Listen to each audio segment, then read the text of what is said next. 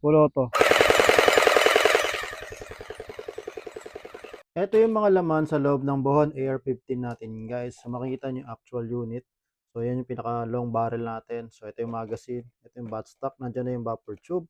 Tapos ang maganda pa dito, may kasama na kayong ATEX sight. Ito. Tapos ito yung charger, yung compensator. Ito yung 7.4 volts battery. Ito yung mga railings na ito yung rear and front sight. Ito yung mga side railings. Yan guys. So pwede nyo rin ito ilagay sa ilalim. Depende sa trip nyo. Ito naman yung hand stopper. So nasa baba yung manual.